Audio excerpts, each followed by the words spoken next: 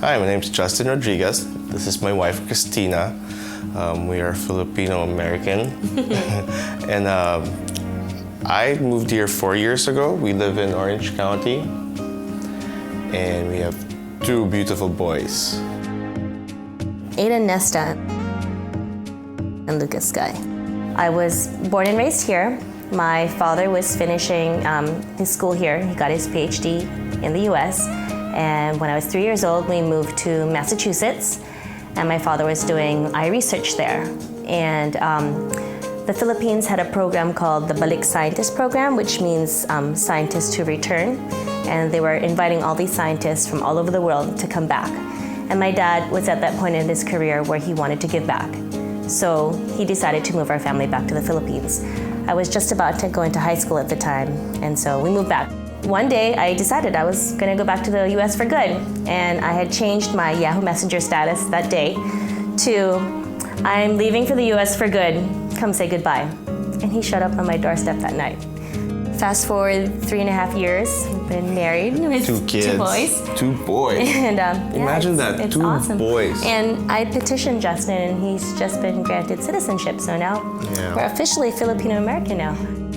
The Filipino culture, family's really, really important, and an uncle of mine, he's the eldest among all the siblings, so for all intent and purposes, he's now the patriarch. And so we're really, really close to him.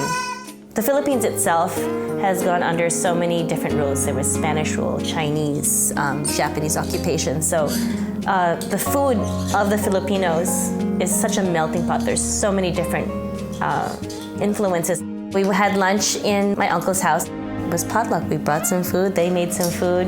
We prepared several dishes. There was adobo, which is a really common Filipino food.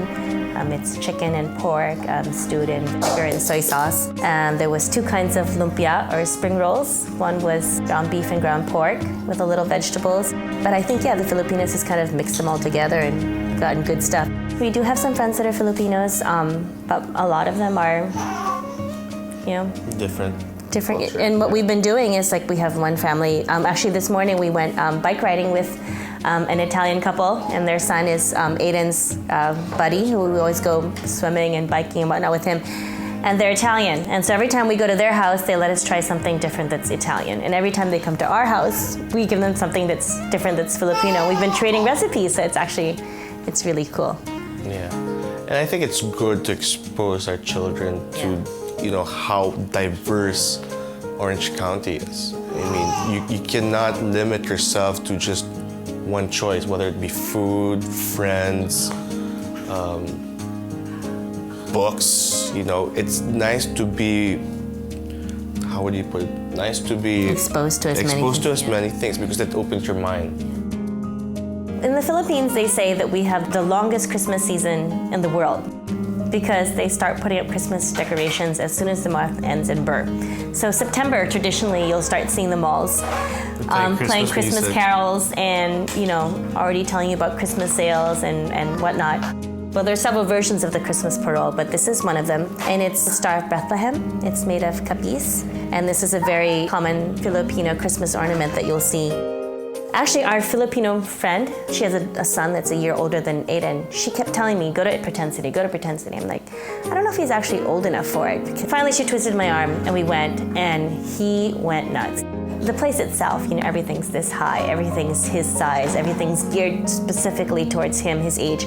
But for me, what I find really interesting is that he gets to interact with other children his age. There are things that I can't do at home to teach a little kid if he's not around his peers. And being around other kids his age, learning the same things, and just looking at other kids and copying and learning, it's priceless. To me, that's a real big plus at Pretend City. So just before you guys leave, I will say ingat. Which means take care.